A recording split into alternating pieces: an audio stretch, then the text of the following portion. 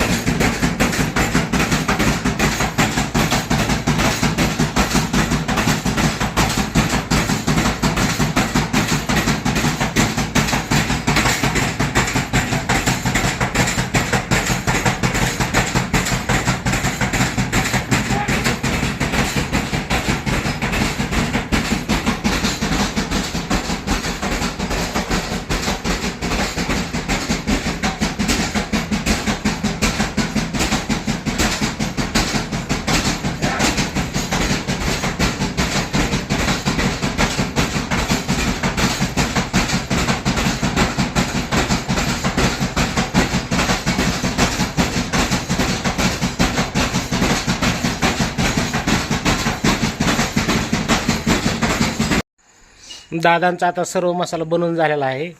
आता त्यांनी पॅकिंग वगैरे करून सगळं व्यवस्थित ठेवलेलं आहे. आता दादांना खूप उशीर झाला, रातच झाली जवळजवळ. त्यांचा प्रवास मोठा आहे इथून पुढे जाणं त्यांना.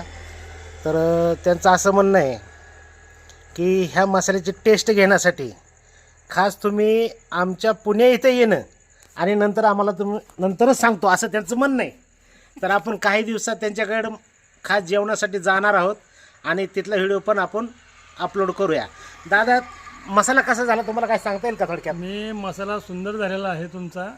आणि आता मी ह्या व्हिडिओमार्फत सांगण्याचा भाग असा की ह्यांचं हे पारंपरिक आहे मसाल्याचं, फार पूर्वीपासूनही बनवतात आणि हे आमचे नातेवाईकच आहे ते. परंतु काय कालांतराने आमचा तसा योग नाही आला बनवण्याचा. यांचं यूट्यूबवरती यांचं जे आता पाहिलं आम्ही, ह्यानंतर म्हणलं एकदा बनवून बघूया आणि चव घेऊया. आणि यांना आता आमंत्रित केलेलं आहे. तसे येतातच नेहमी आमच्याकडे, पण खास या मसाल्याचं बनवलेलं जेवण यांना खाण्याकरता आता आमंत्रित केलेलं आहे. ओके काकू, तुम्हाला काय वाटतं? खूप छान मसाले बनवले बर. पारंपरिक पद्धतीने. धना पावडर झाली का? धना पावडर, हळद पावडर, वा वा. काळा मसाला, गोडा मसाला, अरे मिरची छान, छान. पावडर, शेवया, पापड, सगळं सगळं पारंपरिक पद्धतीने खूप छान बनवते. ओके. चला तर मित्रांनो, पुढचा व्हिडिओ आपण थोड्या दिवसातच अपलोड करूया.